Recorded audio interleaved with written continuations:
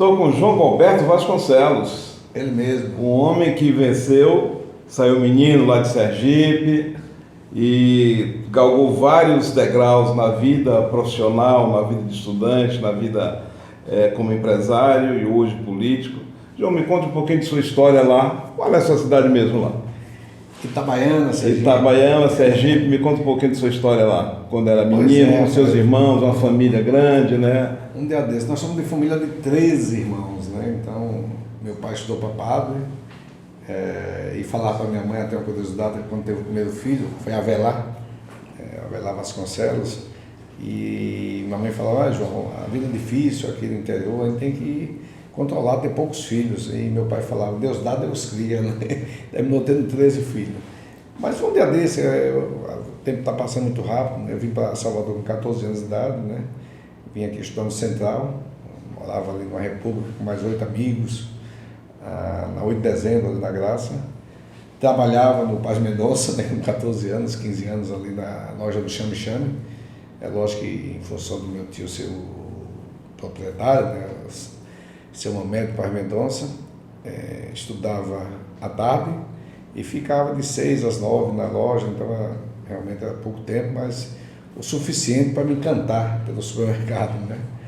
Depois eu fui para São Paulo, com 17 anos, fiz faculdade lá, no Mackenzie, Engenharia Química, e já no segundo ano de faculdade, né, eu pulei os 14 anos passados, mas vamos para frente agora, nos 14 anos, no segundo ano de faculdade, eu tinha, em 1979, eu fundei a TOL, tinha 2 anos, 3 anos de faculdade. No segundo ano de faculdade, aliás, no primeiro ano de faculdade, eu comecei a estagiar na Bombril, numa visita naquela época, estava tendo aquela convenção paulista, acho que foi a paulista, era no Maxud naquela época, e eu terminei de visitar a Bombril com meu tio, eu era curioso, gostava, tinha as convenções ia lá, e terminei virando estagiário. E depois, poxa, entendi como é que fui trabalhar na área de desenvolvimento de produtos da Bombril, era da família ainda, não era multinacional, era Ronaldo Ferreira, né? O Marcos, né, que morava até em Salvador na época, eram 3 irmãos da família. E depois eu pensei, depois de um ano e meio estagiando, eu disse, poxa, acho que eu vou fazer uma fábrica de limpeza. Na minha inocência, o custo industrial representa no preço da prateleira mais ou menos 20%, 25%. O negócio é bom, né? Eu vou montar um negócio desse. E montei uma pequena indústria na rua Edgar 520, lá em São Paulo, na Vila Guilherme, pertinho da Vila Maria, com 4, 5 funcionários, um fundo de quintal literalmente. E não é que essa indústria deu certo e começou a crescer e tal. E aí, ao longo dos anos, 2 anos depois, começou em 79, setembro de 79, 81 já montamos a filial aqui no Centro Industrial de Aratu, que tem hoje, até hoje, a indústria que hoje é da IP, né, daqui em Camparo, nós vendemos depois para aqui em Camparo. E essa indústria cresceu, viramos um líder no Nordeste em maioria dos produtos, na área 1, daqui até o Pará, a gente era líder em amaciante, detergente, desinfetante. Mas um belo dia, quando o Pai Mendonça começou a vender, e eu visitava o supermercado do Nordeste todo, eu morava nessa época de São Paulo, visitava todo o supermercado, toda essa turma daqui. Eu muitas vezes saía lá de São Paulo e passava um mês viajando, eu e Nelusco Linguanuto.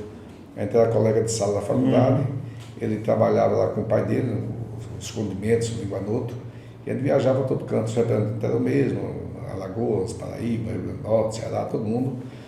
A gente tinha o mesmo representante para a TOL e para Linguanuto. E vou visitar o supermercado, eu conversava com o Humberto, meu sócio, ele dizia, rapaz, esse negócio de indústria não sei se é bom negócio não, viu? Porque se você olhar no Brasil, tinha acabado de quebrar a Uniex, né, do DD, que era mais tradicional do detergente, só tinha mesmo indústria que era Lever, né, que era muito forte, muito mais forte que era hoje, não existia Protegueiro, né? Não existia. Química Campara IP não era tão grande, né, não era tão grande, ele começou a crescer com sabão, o glicerinado, né? Ele disse, olha, se você olhar o horizonte do Brasil, são poucas indústrias grandes, bom menos o mercado. E eu conversava com o seu Manuel, se um dia ler, e eu visitava o seu Manuel lá no Nordestão, e eu disse, poxa, o seu Manuel grande, porque o seu Manuel tem uma dificuldade de conversar, né? Esse negócio é muito bom mesmo, vamos entrar em supermercado, né? Mas como é que eu vou entrar no supermercado se todos os clientes, né, o futuro concorrente, né, os concorrentes nossos eram nossos clientes, se um dia eu fosse concorrente do supermercado, né? Mas quando meu tio começou a vender a loja do Pé de Preço, né, que vendeu algumas para o São Geral, né, para usar lá na época e tal, aí nós compramos 8 lojas em 90, 94, 93 por aí, 1993. Toda aquela loja de periferia, Nordeste Amaralina, Ribeira, Estrada do Coco, São Caetano, né, São Cristóvão. E quando nós compramos, gostou do negócio do mercado. Aí tem a indústria e tem o supermercado. Aliás, nessa época também tem entrado já em frigorífico, né? Comprou o Frimasa, que foi privatizado na época de Valdir Pires, né? Adquirimos uma Frimasa. Aí nessa época já tinha adquirido outras indústrias, Uniplástico, indústria de plástico, etc. Já estava encorpado, né, como empresário. E o supermercado foi o que mais me encantou, de fato, né? Aí começamos essas 8 lojas. Um ano depois, você lembra muito bem, a CB, a Casa da Banha, estava em situação difícil no Brasil como um todo, né? Nós compramos as 6 lojas dele aqui, logo um ano depois. E quando eu já tinha 14 lojas, aí disse, poxa, vamos mudar o perfil. Aí estava em loja de periferia, vamos partir para a área mais nobre, de Salvador e tal, né? Até que ele estava muito nesse perfil de loja. E aí fizemos aquela primeira loja no Itagara, que a gente chamava Preço Especial, não sei se você lembra. Eu lembro, e aquela loja foi um sucesso, né? Para você ter ideia, naquela época, a gente vendia naquela loja em torno de $500 mil, né? Uma loja pequenininha. Metro quadrado, metro quadrado era maravilhoso. 300 metros quadrados. Eu disse, deu certo esse negócio, vamos partir para essa área aqui. Aí uma vez eu saí com o Valdemar, era corretor, para ver alguns terrenos, e passamos aqui em Armação, e tinha esse terreno aqui onde tem essa loja aqui do Bom Preço, que é nossa ainda alugada, Bom Preço, e tinha esse terreno, eu lembro que na época foi coisa de 240 mil, 300 mil reais, terreno de 10 mil metros, e compramos esse terreno e fizemos a primeira loja. E essa loja foi um sucesso de venda, né? Vendeu muito, né? De novo, se você pôr o preço de hoje, o valor de hoje da venda, ele vendeu no primeiro mês, a gente fez um desafio entre a gente, eu, Humberto, as pessoas, né, que a nossa sonho era vender $3 milhões do que hoje, 15 milhões por mês. E vendeu mais do que isso naquela época, falando em 95, 96. E a partir daí, abrimos Vaz da Gama, Estrada do Coco, Pituba, Rua Amazônia e tal, várias lojas, e consolidamos, né, como uma empresa realmente para atender a clientela classe A e B, né, que você não tinha aqui. A gente tinha Perini, né? A Perini era muito bem localizado, muito concentrado no terminal dos itens. Mas tinha já Pituba, Vaz da Gama e Barra, né? Então a gente tinha... Mas o itens da Perini sempre foi mais limitado, né? Começamos a importar muito, né? Então a gente importava muita cerveja, e bebida e queijo, importava tudo, até bola do Paquistão a gente chegava a importar, muitos produtos da China, então foi aquele início que o Brasil estava importando muito, e a gente se destacou muito, né, com esse viés de produtos importados, né? E aí foi um sucesso. E deu que em 99 veio uma oferta boa, né? Sabe, foi o Royal Holding, né, que tinha comprado um bom preço, e terminou vendendo a empresa em 99, em julho de 1999. Aí eu disse, poxa, e agora, né? Ainda tinha indústria ainda, mas eu não quis voltar para trabalhar na indústria, ficou aquele negócio meio esquisito, eu fui morar um período na Inglaterra, mas antes de ir para a Inglaterra eu fui fazer uma viagem para Pantanal em agosto de 99, e chegando lá fui visitar a loja de Cuiabá, eu e Humberto, como sempre, e chegamos lá e disse, poxa, aqui não tem nenhum hipermercado. Aí eu lá já visitei 2 terrenos, né? Visitamos 2 terrenos, deixei a Elias, que trabalha conosco até hoje, né, encarregado de fazer essa compra. Enquanto eu estava na Inglaterra, eu voltei para cá em dezembro, eu fui em agosto de dezembro, nós compramos 2 terrenos de lá, de Cuiabá, e compramos aquele terreno de Barbosa, que foi a primeira loja de Barbosa ali em frente ao Detran. Né? Aí construímos aquela loja já no ano 2000, mas a gente tem a cláusula de não concorrência com o Bom Preço, né, com o Royal Holding, e disse, poxa, não podemos, pensei no primeiro momento até de explorar a loja, mas seria muito arriscado. E terminamos vendendo a loja para a Gil Barbosa. Mas ao mesmo tempo começamos a construir em Cuiabá, abrimos em Cuiabá no ano 2000 ainda. Primeira loja com ar-condicionado na cidade, só a escada rolante e tal, só foi uma novidade lá na região na época. Mas quando acabou os 5 anos de não concorrência, começamos aqui em Salvador com a primeira loja lá da Estela Maris. E aí pronto, aí vendemos lá para o Pão de Açúcar. Hoje não sei se é açaí, era Extra, não sei se é açaí hoje, parece que estava mudando. Nunca mais estive lá em Cuiabá. E aí a história foi começando com o Hiper Ideal, né? A mesma bandeira nós abrimos no Mato Grosso, trouxemos para cá.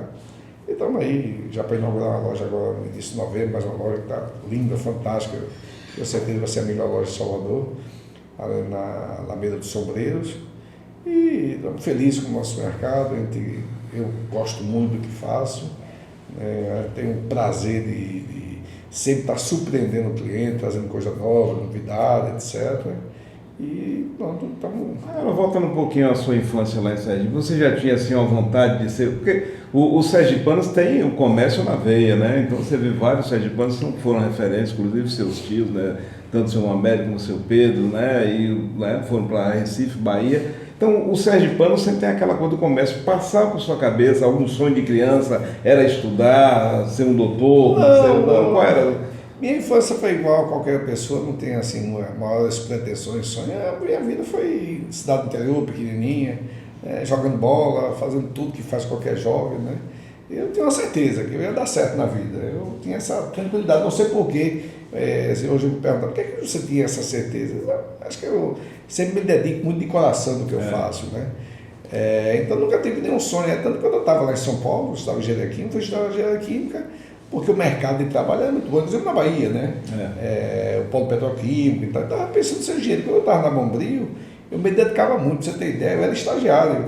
Mas como tinha lançamento dos nossos produtos, como o Calipto, foi na época que eu participei do desenvolvimento, eu ficava a noite toda fazendo acompanhamento, né, dos primeiros lotes de fabricação, etc. É uma dedicação, depois na minha cabeça veio de fazer a indústria, mas eu nunca, pode acreditar no que eu falo, e as pessoas falam, qual é a fórmula do seu sucesso? Eu não tenho sucesso, eu tenho um relativo sucesso empresarial, mas não tem nada assim que eu considero um sucesso, né? E se eu posso dizer alguma coisa, eu nunca sou preocupado em fazer nada por dinheiro. Quando eu faço uma loja, quando eu faço qualquer coisa, eu não tenho esse negócio, vamos ganhar isso, vamos ganhar aquilo. Vamos fazer um negócio bacana, um negócio gostoso, né? Isso vai dar menos retorno, tá? Ok, não tem problema, né? Você se sentir feliz do que você faz. Então, sempre pensando assim, eu quero um supermercado para o meu cliente, aquele que eu gostaria de ir.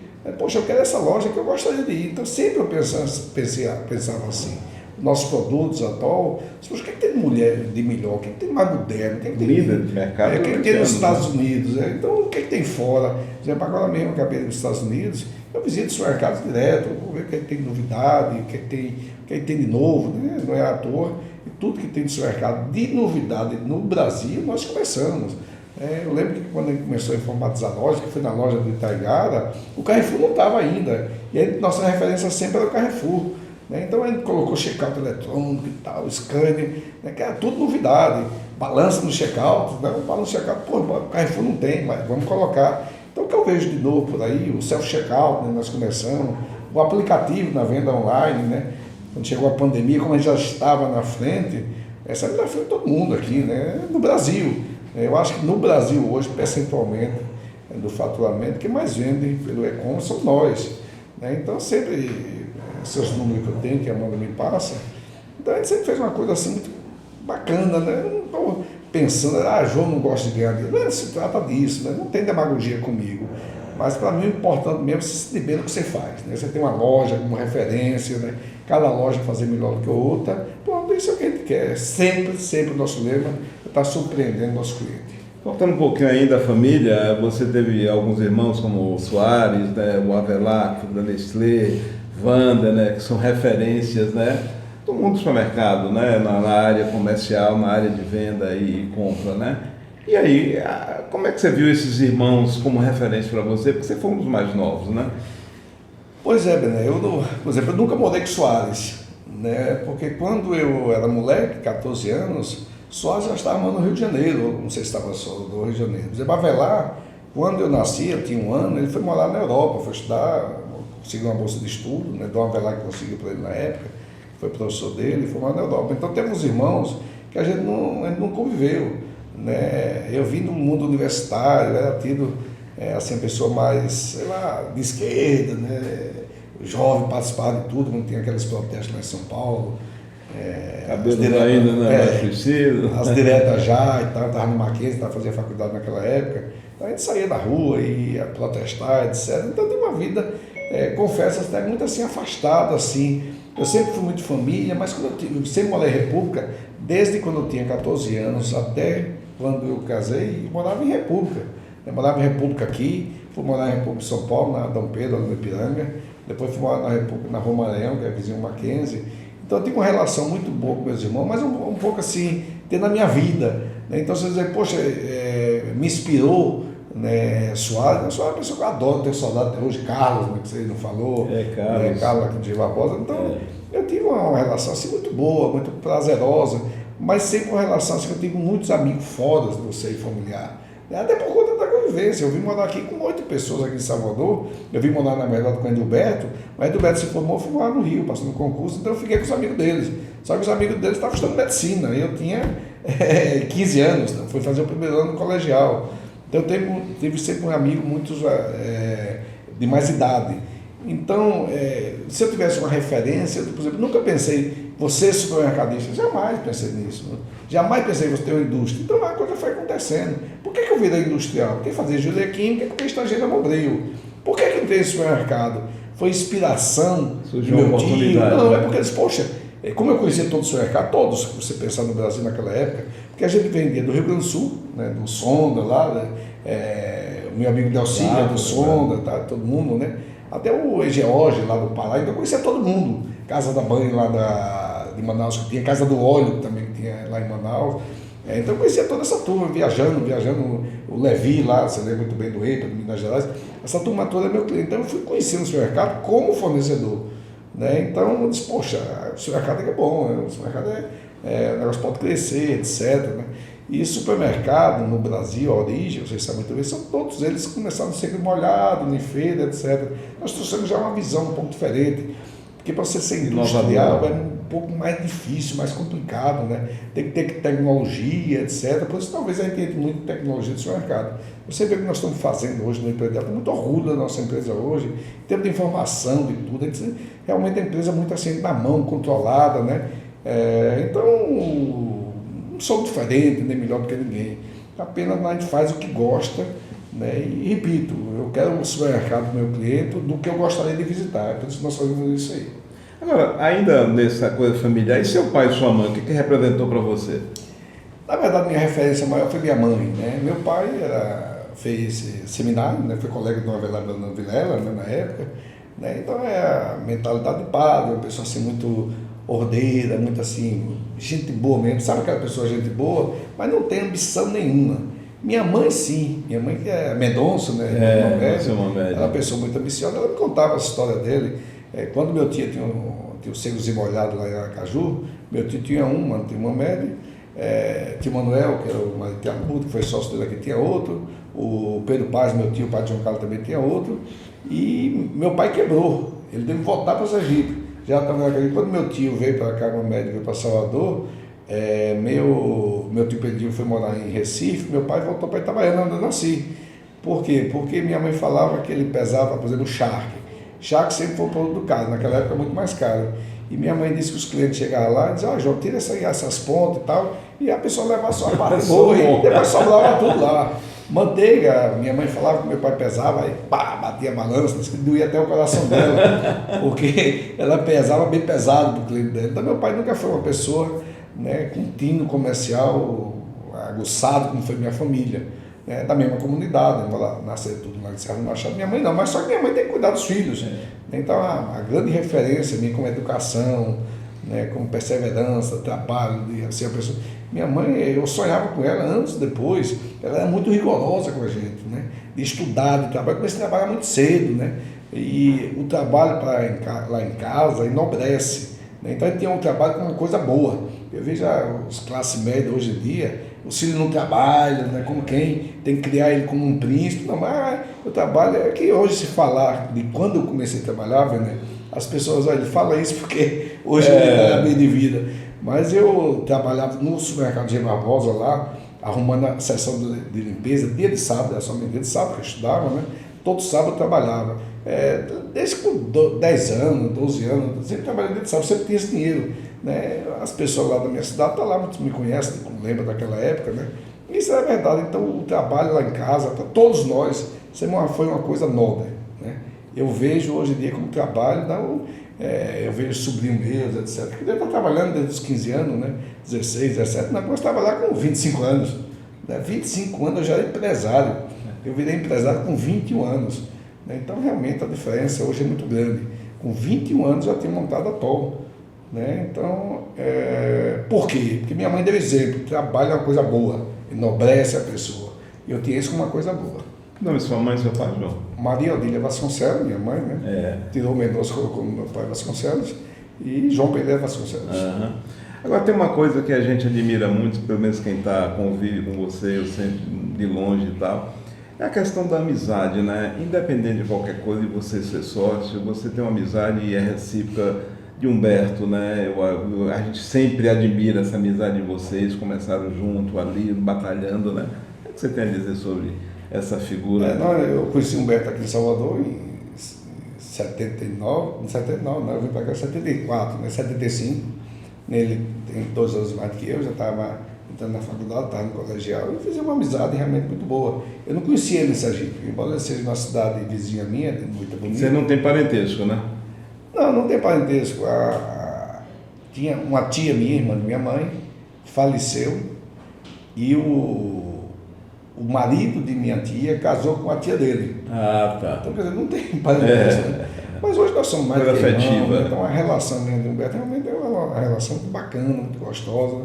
Nós temos 43 anos, vamos fazer de sociedade, né? 43 fizemos, né? Nós somos 79, 43 anos. Não é fácil, né? Quando as pessoas nunca teve uma discussão, nunca, absolutamente nunca teve nada. Né? Então tem um respeito, consideração, amizade muito grande. Então isso para mim também é uma coisa muito boa. Né? Você tem um sócio, né, de toda uma vida, né? Que a gente bem afinado, né? Passamos vários momentos difíceis, né? Lógico que ao longo desses 43 anos, mas ele deve estar aqui do lado, aqui. Mas realmente isso dá um conforto para a gente. De ter um sócio onde você é amigo, de fato. Ele é mais do que amigo, né? Sei lá, eu sou filho dele, pai dele, irmão dele. E vice-versa. Tudo misturado, né? É uma coisa só. Eu lembro que você, quando Humberto estava ali sucedendo, você disse, eu sou meio assim, mas o Humberto é mais tranquilo, mais calmo e tal. Então tem esse equilíbrio também, né? Cada um tem suas características próprias, né? Eu sou um pouco mais introvertido, mais extrovertido, mais afoito, né? Humberto me controla mais, então eu acho que um complementa o outro nisso aí. Ainda bem que os dois são diferentes nesse caso, né? Mas o espírito, né, de trabalho, de corporativismo, né, de como enxerga o mundo, né, nós somos muito parecidos. Ainda na seara da família, e puxando agora para a área empresarial, eu acho que de suas felicidades, já tive inclusive, ouvir isso de você, a sua felicidade de ver uma filha como Amanda Vasconcelos, hoje diretora aqui do Império Ideal, trabalhando, né, ali, né, como você disse, né? E aí, como pai, né, como é que você vê Amanda, né, nesse crescimento profissional dela? Pois não tinha a gente não era previsto, isso não era programado. Aliás, a gente falava o contrário, Humberto, né? Que provavelmente os filhos não iam trabalhar com a gente, etc., profissionalizar a empresa. Mas terminou que a Amanda entrou aqui, se encaixou bem, eu tenho muito orgulho do trabalho dela. Né? Acho que todo mundo gosta dela, é uma pessoa que todo o setor dos mercadistas gosta dela. Aqui na empresa, a Amanda tem 34 anos, né? 33 anos, né? Mas é uma pessoa madura já. Eu realmente tenho muito orgulho, né, de ser pai dela, e ela está continuando o nosso trabalho. Que bom. Outra coisa aí, o sonho de você tinha um sonho na época, era uma meta, né? Mas as coisas levaram para outro, que era ser presidente da Abras, inclusive. É uma das suas metas, né? Porque você não é um cara que fica limitado naquele espaço que você está. Mas aí surgiu quando você vendeu, né? Justamente vendeu o Pet Preço, né? Aí se afastou, mas você estava já quase presidente da Abras, né? Não, vamos dizer que é sonho, não. Mas eu acho que, por exemplo, o setor, já que nós estamos no setor supermercadista, a gente tem que trabalhar para cada vez mais incorporar o setor, seu setor reconhecido, né? Defender a classe em todos os aspectos, né? A política no Brasil é muito difícil, muito complicada, né? Então eu fui vice-presidente da APAS, né, no tempo de... o nome dele? Esqueci, Humberto. Zé Humberto. Zé Humberto, fui vice-presidente dele. Foi nessa época que eu vendi o Petrobras, em 99, né? Então eu saí da presidência, como saí da base também, né? Renunciei ao meu cargo, porque tinha vendido, não poderia ser. Mas não dizer que é um sonho, não. Acho que poderia ter sido, né? Mas nada assim. Nós pegamos a pior fase da Abras, né? A Abras era a Abras no passado, né? Mas teve um presidente antes de Zé Humberto, né? Que realmente acabou com a Abras, usou a Abras muito para se beneficiar, etc. Né? Não quero chegar nos detalhes. E ele acabou com a Abras. A Abras tem um prédio próprio, um Pinheiro, não sei se tem ainda, nunca mais participei de nada. Então a feira da Abras lá no Rio de Janeiro, você deve ter ido várias, né? Era uma grande feira, hoje parece que tem umas coisas pequenas. Tem uma convenção, né? Então a Abras, na verdade, ela mudou muito lá para cá. Terminou crescendo, a APAS, né? Cresceu muito, a regional. Eu acho que é a maior hoje, né? Do mundo até, inclusive. No Rio de Janeiro, não sei como é que está. O Rio de Janeiro não tem praticamente nada. Eu pouco participo hoje desse encontro, convenção, não sei o encontro da base aí que vai ter na próxima semana. Eu participo muito pouco, foi muitos anos trabalhando, né? São 43 anos só na minha empresa. Então eu vou hoje mais para encontrar alguns amigos. Quando eu chego me sinto um pouco estranho, porque não conheço quase ninguém mais. Mudou muito de lá para cá, né? Só conheço os dinossauros antigos, mas não conheço os novos não. Mas eu nunca tive assim esse sonho não. Eu, como presidente da Abra, me realizei uma associação muito legal, eu considero no Brasil uma associação assim, que defende de fato os interesses, né, da classe. Porque eu percebi nessas associações, sindicato, federação, as pessoas com interesse próprio, né? Que muitas vezes o cargo de presidente projeta ele mais do que o da empresa. Isso é muito ruim, né, quando é desse jeito. E a gente tem vários exemplos aqui de associações do Brasil, não só de supermercado, né, mas de federação da indústria, federação do comércio, né, que geralmente são pessoas que ficam o tempo todo e não está ali para defender a classe, está para defender os interesses, né, a mordomia que tem do cargo. Isso acontece muito. A base, quando eu fui presidente a primeira vez, já existia a base há uns 15 anos, né? Só tinha tido 2 presidentes, né? O meu tio, Mamed, e depois Ailton Messias. Ailton Messias já tinha, 8 anos de presidente. É interessante que eu virei vice-presidente dele. E ele sempre falava para a gente, para os vices, você que tem que formar alguém aqui para ser presidente, não sei o que e tal, eu não quero mais, tá bom. Aí a eleição geralmente era uma homologação, né? Homologava e acabou, né? Aí numa dessas aí que ele falou, ele já tinha 8, 10 anos, não sei quanto tempo ele tinha direito, meu querido amigo Ailton Messias, né? Aí eu disse, Ailton, eu topo ir para o cargo de presidente. Aí ele ficou assim sem chão, aí depois ele disse, vamos ver. E terminei batendo chapa com ele. Ele foi candidato, perdi a eleição, ele ganhou a eleição. Né? E na seguinte, eu bati chapa de novo com ele. E aí ganhei. Então você vê como é a coisa, né? Mesmo só Ailton, uma pessoa bonachão, gente boa e tal, mas gostava daquele cargo, né? Sabe a primeira coisa que eu fiz na base, Bené? Mudei o estatuto. Eu lembro. E aí só podia 2 mais 2 até hoje. 2 mandatos, 4 anos, acabou, chega, tira o chapéu e vai embora, deixa outro de outro, né? Esse negócio de ficar eternamente presidente, né? Mudei o estatuto, porque até hoje é o mesmo estatuto.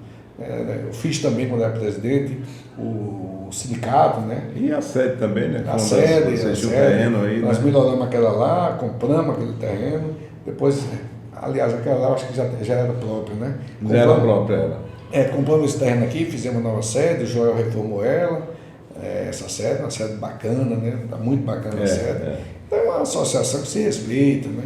Tem recurso, não precisa de recurso do governo, não recebe nada de ninguém, capitalizada, né? Então, realmente a associação, a base, é uma associação que se respeita e tem orgulho de ter feito parte, fazer parte hoje, né? Mas como presidente, né?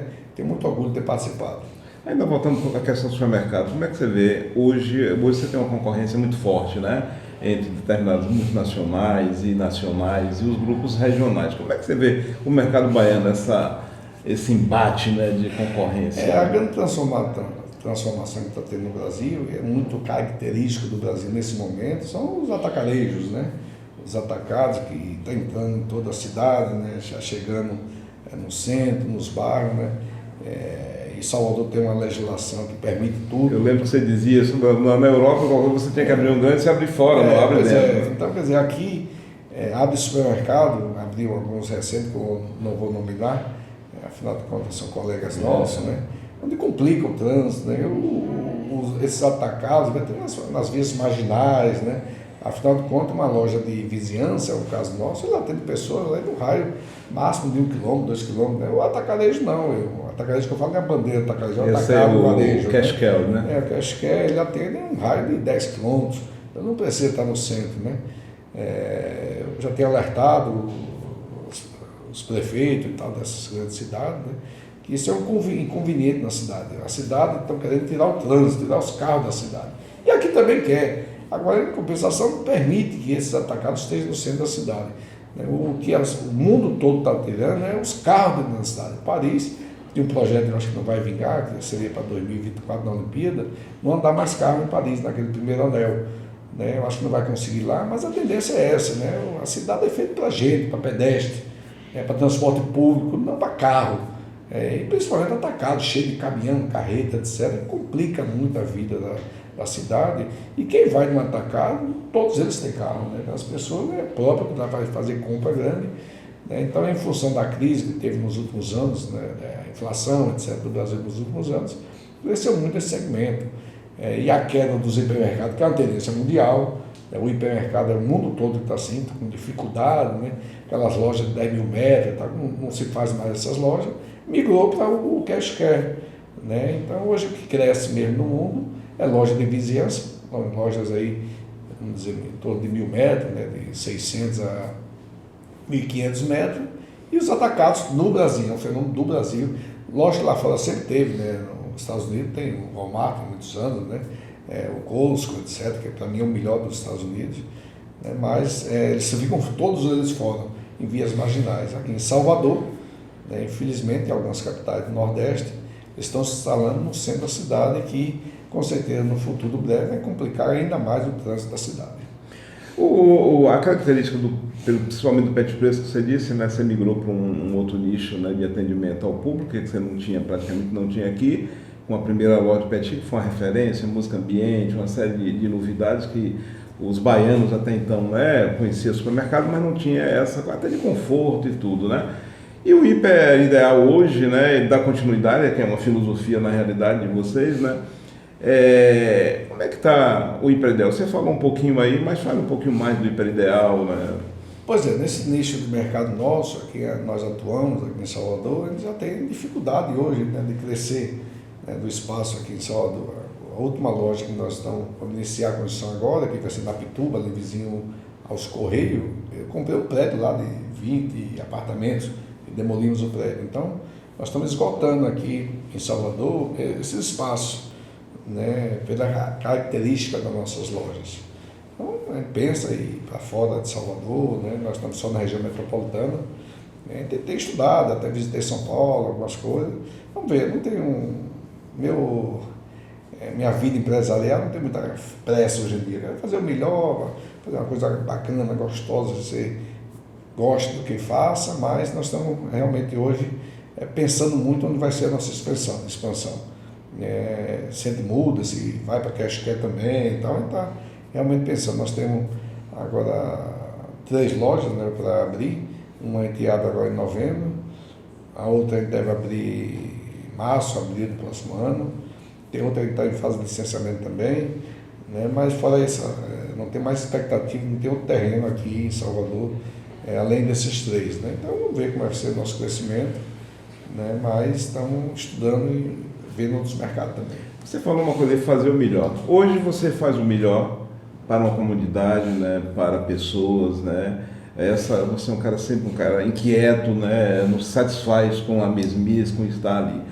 E você foi candidato e ganhou, e passou a ser uma referência no Brasil como prefeito de Mata de São João, Então hoje Mata de São João ela entrou no mapa diferente do que era 20 anos atrás, E aí, por que essa vontade de ser um executivo da área pública? Pois é, eu sempre, a gente sempre almoçou junto, eu, Humberto, o Marcelo, né, que foi prefeito lá também, o Elias, né? Há muitos anos que a gente almoça, aliás, toda a minha vida eu sempre almocei no meu trabalho.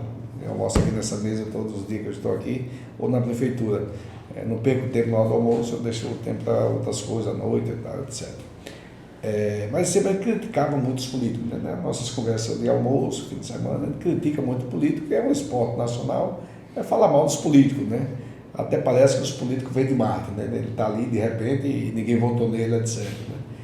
E aí quando eu vendi o Peto Preço, eu tinha uma amizade com o Paulo Souto, tenho uma amizade com o Paulo Souto hoje muito mais forte, institucional, era presidente da base, você lembra que todos os encontros nossos eu ia. Ele estava lá. E um belo dia eu tenho ele como referência de seriedade na política, né? São poucos, eu conheço no Brasil, o Paulo Souto é um deles, é um dos poucos. E uma vez eu conversei com ele, rapaz, eu acho que eu vou entrar na política. Eu falo tão mal de político, né? Então já que eu tenho condição, eu vou entrar. E ele perguntou, mas você quer ser o que na política? Você quer ser prefeito? Eu já tinha a ideia que deputado não servia para nada, né? Então eu quero ser prefeito. Prefeito de onde? Tem alguma relação com a cidade? Não, nenhuma, zero. A única relação era ter com Salvador. Eu morava aqui. Salvador não ia querer ser candidato a prefeito aqui. Aí eu disse, o que é que você sugere? Aí ele, Mata São João. Mata São João é uma cidade, eu nem conhecia, para ser sincero, Mata São João. E a população de lá sabe disso. Essa história que eu estou contando para você, eu contava lá também. E as pessoas sabem. Aí ele disse, Mata São João, cidade aqui próxima de Salvador, de Prado Forte, eu nem ligava Prado Forte a Mata São João. Né? Aí eu disse, ele falou da prefeita, os adjetivos das prefeitas que ele usou, não quero repetir aqui. Aí eu fui lá conhecer. Né? Essa conversa nossa foi em novembro, outubro, né? Convenção de 2002. É só para conhecer alguém em Mata São João em 2003, em abril de 2003, a eleição em 2004. Aí disse, rapaz, eu vou enfrentar esse negócio aí. Não conhecia ninguém da política, não conhecia ninguém, absolutamente ninguém. Comprei uma casa lá em Prado Forte, minha casa era em Vilas do Atlântico antes, né? Em Lauro Freitas, comprei uma casa em Prado Forte, mudei o domicílio eleitoral, dando que nem alugar, né? Eu quero comprar, quero ser um morador daqui. E aí mudei meu título para lá. E para minha surpresa, né, sem caguete nenhum de política, né, eu ia para encontro as pessoas queriam que eu prometesse. Eles eu não prometo nada, não sei o que é possível fazer, a receita é muito pequena, tá? Não consigo prometer. Diz, olha, eu estou entrando na política, porque eu sou frustrado com os políticos. Eu não quero me frustrar também, está ali prometendo, depois não faço, né? Esse negócio é muito esquisito, eu não faço isso. Terminei ganhando a eleição, né? Isso foi lá desde 2004, né? Aí depois fui prefeito 2 vezes, Marcelo foi 2 vezes, agora eu pensava sobre hipótese nenhuma de voltar para a política, porque depois que eu deixei de ser prefeito em 2012, 2014, eu terminei, fui deputado. Aí o pessoal, rapaz, você pode ser candidato a deputado. Mas imagina, um prefeito da cidade de Mata São João, ninguém me vê na área política, não envolvo muito. Né? E ser candidato a deputado federal, falar estadual não quero de jeito nenhum. Né? Se for, é federal. E fui o 12º mais votado, 117 mil votos naquela época, né? Gostei enquanto estava lá, né? Acho que eu fiz um excelente trabalho, conheci mais o Brasil, conheci mais a política por dentro, né? Participei de todas as CPI que tinha era possível, Petrobras, BNDES, JBS, né? Todas elas, né? Então conheci muito como foi a gestão do PT, né? De dentro, né? Participando de tudo, mas ao final eu não quis mais. Em 2018 falava que eu ia ser um dos mais votados aqui, eu acho que seguramente eu seria entre os 3 mais votados. Registrei minha candidatura em julho de 2018 e em agosto desisti. Eu não quero mais, não estava feliz com aquele negócio, não gosto de fazer nada que não esteja feliz. Deixei de ser candidato, disse, não quero mais saber de política. Em 2019 fui morar nos Estados Unidos, morei 6 meses lá, no Vale do Silício. Voltei no dia 29 de dezembro de 2019, eleição de 2020. Chega aqui, em março, começa a pandemia, fiquei em minha casa em Prado Forte até agosto, a eleição terminou sendo em novembro, então participei 1 mês de campanha e ganhei de novo. E estou prefeito de novo. Né? E como eu faço tudo de coração mesmo, né? E olha que os prefeitos, os políticos, geralmente são populistas, né? Eu não participo de nada de festa, de batizado, casamento, de nada. Eu estou lá para servir a população, para fazer o melhor, né? E na política não é bem isso, né? Não é culpa dos políticos, né? Porque a gente tem hábito de colocar a culpa dos políticos, culpa da população, que quer aquele político tradicional. Embora, Maceió, as pessoas quiseram, eu como esse político que eu sou, né? Mas a população que fala muito dos políticos, de corrupção, mas você vê que a corrupção no Brasil está banalizada, né? Você vê as pessoas que estão participando da eleição, né? Muitos deles, né? Com provas concretas de corrupção, né? Isso é um péssimo exemplo à sociedade, né? Como é que as pessoas vão enxergar isso? O jovem, né? E vê na televisão os processos, etc. E a pessoa é votada de novo. Mas não é só, estou falando de candidato a presidente, não, é de todos os tipos, deputados, senadores, etc. Eu diria que hoje a tristeza da política é muito grande. Você chegar numa eleição, ter hoje dois candidatos apenas no segundo turno, e você não ter desejo de votar nenhum dos dois. Isso é muito ruim, isso é péssimo. E para a sociedade, para o jovem, né, que vai votar, um foi preso, condenado, né, como as pessoas que defendem ele, eu não sei como defendem, mano, sinceramente, porque está lá, está tudo escrito, né, e ele tem a cara de pau, dizendo, não, ele foi inocentado pela ONU, coisa desse tipo, está lá tudo muito claro, né, o apartamento que ganhou, a chácara, tá, a prova, não sei. Mas eu não, como a gente está entrando na política na semana da eleição, mas eu diria que chega nessa reta final com muita tristeza no meu coração, de ter que dar voto para um ou outro. E eu não vou votar nulo, claro, não daria esse exemplo para ninguém, né, mas é muito difícil. No primeiro turno eu votei um candidato que perdeu a eleição, teve muito poucos votos, né, mas é muito chato na política. Né, você vê hoje uma pessoa que está xingando o outro, esculhambando com o outro, no dia está amigo, né, tá junto, né? Então a política no Brasil ela piorou muito nos últimos anos, né? Não é à toa que o Brasil, a gente sempre fala, é o país do futuro, vai ser isso, vai ser aquilo, e a gente não vê crescer, né? Eu como jovem, como estudante, sonhava no Brasil melhor, né? Eu acho que a minha geração fracassou, né? A minha geração fracassou, que vai entregar um país pior do que nós recebemos. Esse país que nós estamos entregando para o jovem hoje é pior do que era há 45 anos atrás. Né? Infelizmente é pior. Lógico que o PIB aumentou, etc., mas nós temos um país, tem muita expectativa de emprego, né? Com a educação péssima, segurança pública péssima, saúde péssima. Né? Então nós estamos entregando um país pior. Nossa geração fracassou, né, na condução da política do Brasil. E a gente não vê um horizonte a curto prazo de ter uma mudança. A gente não enxerga essa mudança, não consigo enxergar pelos políticos. Quando lideranças formadas, né? Os partidos querem se perpetuar nas lideranças. E a população não quer mais participar, as pessoas de bem, qualquer pessoa que esteja na política, mané, eu tenho certeza que muitos amigos meus, não amigos, mas conhecidos, poxa, o que estão na política? Deve ser bom, deve ser gostoso, deve estar tendo proveito disso. As pessoas só enxergam o outro como ele seria, né? Eles devem imaginar que no meu lugar ele está fazendo uma coisa errada, né? Então ele não consegue enxergar, e eu costumo falar para meus amigos, se você quer fazer um benefício para a sociedade, né? Para o seu país, para a sua cidade, para o seu estado, entre na política, porque é muito fácil você fazer como empresário, uma pessoa que tem uma condição de vida boa, dá lá, sei lá, 10 mil por mês, 5 mil, 1.000 para uma creche, isso é nada, isso não muda a realidade. Isso muitas vezes é um benefício próprio, o cara se sente feliz e está contribuindo. Não, eu estou fazendo a minha parte, não faz nada, a sociedade precisa de outras coisas, precisa de gestores sérios, mas as pessoas imaginam que a cidade é deles, não é nossa. A cidade do prefeito, dos vereadores, do secretário, a cidade é nossa, né? O país é nosso, mas as pessoas não enxergam assim, e está uma tristeza nesse momento. Tem que começou lá atrás, essa rivalidade do pobre, do rico, do negro, do preto com branco, né? Isso vem, não é de hoje, não é desse atual presidente. Isso vem de tempos atrás, dos últimos 20 anos, né? Que começou a dividir a sociedade. Né? Os políticos gostam de fazer isso, é dividir para reinar. Né? Então, dividir o Brasil, né? Nós temos uma chatice, né? Você vai conversar com grupos de amigos, briga, não sei o quê, em zap de família, em grupo de família.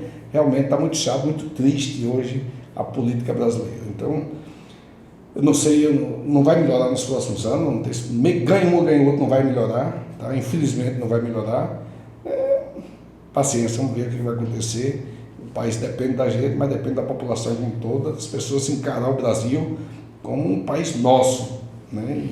E não fazer o país para mim, fazer o país para as próximas gerações. O que eu trabalho lá no meu município, eu não estou preocupado com hoje, com amanhã, fazer populismo barato e depois o que é que eu deixei aqui para a cidade? Nada, não estou preocupado com isso. Estou preocupado, poxa, eu fui prefeito em 2005, chega agora, depois não sei quanto tempo na cidade, a população me reconhece, né, como uma pessoa que pode, de fato, melhorar a vida dele. Isso é que é bacana, isso é que eu espero dos políticos brasileiros. E realmente melhorou, pegando esse gancho, João, porque você viu os índices de educação, índices de saúde. Todos os índices, educação, entendeu? Saúde, todos, né?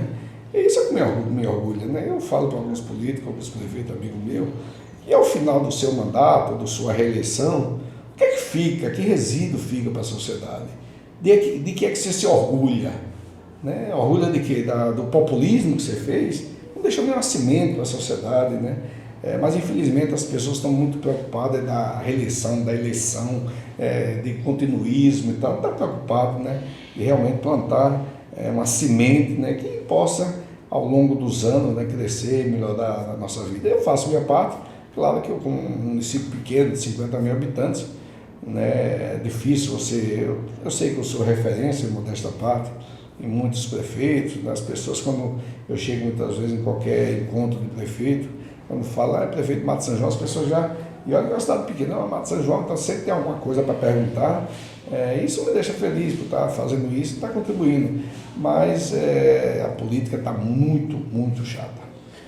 Para encerrar essa coisa política, né, eu queria perguntar a você se ainda tem uma pretensão de, como político, um cargo executivo, prefeito de Salvador, governador da Bahia. As pessoas me perguntam isso, minha vida, Benê, eu quero ter uma vida assim, leve, uma vida gostosa, né? Eu só faço assim as coisas que eu posso me dedicar de fato. Eu não gosto da política, você não me vê na política, você não me vê em lugar nenhum assim. Então eu gosto de ser um bom gestor e tal. Então você chegar a um cargo maior, né, de governador, é muita articulação, é muita coisa, eu não estou fora dessas coisas, né? Pode até acontecer, não vou dizer, mas é muito difícil o modelo que eu quero de política me encaixar nisso. Então realmente é muito difícil, porque eu sou uma pessoa muito sincera, as pessoas já sabem o que eu penso, né? Eu não vou mudar a maneira de pensar, a minha correção, minha seriedade, então eu não vou mudar. Então, eu tenho 64 anos. Mas daqui a uns anos, talvez essa referência que você comprovou como gestor público, né, passe a ser uma necessidade da sociedade, entendeu? Enxergar isso, né? Mas a sociedade, Bené, hoje com rede social, né, muito forte, com fake news, né, as pessoas podem... um dia desse eu vi um fake news falar de mim aí, as pessoas têm que falar umas besteiras aí, né? Então, não sei, eu acho que eu confesso honestamente com você, eu confesso, é muito difícil, não tem, mas na minha vida eu não fico fazendo esses projetos, não fico, não, porque muita vai vezes dá frustração, né? Vai acontecer, eu acho que vamos fazer o certo aqui, vamos fazer meu supermercado bem feito, né, atender bem os clientes, você vai crescer. Na política eu plantei a semente lá com o prefeito, e tá até hoje, né, então eu não fico assim sonhando, né, com um plano de vida, né, eu quero ser isso, quero ser aquilo, não, longe disso. Eu acho que vamos fazer, cada um fazer sua parte e pronto. Voltar um pouquinho para a base, né, você foi presidente 3 vezes e tal, e um dos momentos mais marcantes que a base tem são seus encontros, né, onde fornecedores e supermercadistas se reúnem ali durante o fim de semana, né, tratam de negócios, mas principalmente com o espírito de confraternizar e também relaxar depois de um ano exaustivo, né? E aí, como é que você está vendo os encontros da base hoje, né? Eu acho que é um modelo consagrado, né? As pessoas gostam muito de participar do encontro da base, não é à toa que vem pessoas de outros estados, né? Eu acho que é um encontro, é uma confraternização, na verdade. No final do ano e tal, as pessoas vão lá confraternizar, sempre tem umas palestras bacanas, mas eu acho que as pessoas não vão para o encontro em função das palestras. Eu vou encontrar pessoas, socializar com fornecedores, né? Passar um fim de semana bacana, por coincidência lá em Praia do Forte, em Mato de São João, né? Esse ano vai ser no Tivoli de novo. Né? Então acho que é um encontro consagrado, muitos anos. Quantos anos tem já esse encontro? 45, né? 45 anos, muitos anos, né? E consagrado, esse ano não teve nem apartamento para atender todo mundo, né? Então realmente é um encontro muito bacana, né? E cada ano você acha que o próximo ano não vai ser tão bom, e cada ano supera, né? Estamos hoje num hotel menor, né? Antes era feito no Iberostar, que tem mais de 500 apartamentos, mas em função da pandemia, o ano passado retornamos e ninguém sabia se ia encher e ficou lotado, esse ano de novo. Aí vamos ver o que a diretoria vai achar no próximo ano, se volta para o híbrido, se continua esse modelo, né, de um encontro menor, quer dizer, um encontro grande, mas com menos apartamentos, né? Mas eu acho um encontro muito bacana, um dos poucos que eu vou ao supermercado, aliás, o único que eu vou ao supermercado é esse, passo lá uns 2 dias, né? Na próxima semana estarei lá. E você, como anfitrião, prefeito Mato São João, onde está inserido Praia do Forte, né? Qual é a mensagem que você passa lá para os convencionais este ano? Com certeza eles sabem que cada ano é melhor, né? Praia do Forte nós estamos fazendo uma revitalização da vila. Eu convido as pessoas para ir na vila, as pessoas não têm tempo, chega lá no hotel, não sai de lá, né? Mas dá um pulinho na vila, está fazendo um trabalho bacana, está ficando muito bacana na vila. Não vai ficar tudo pronto, vai ficar pronto, espero entregar no dia 21 de dezembro desse ano. Mas eu acho que sejam todos bem-vindos a Mato São João, a Praia do Forte, né? É um encontro consagrado, onde todo mundo vai se encontrar com os amigos, com pessoas muitas vezes que não tem contato no dia a dia. Eu acho que não é à toa esse sucesso de 45 anos de encontro. Ok, João. Muito obrigado. Valeu. Tudo de bom aí, felicidade sempre.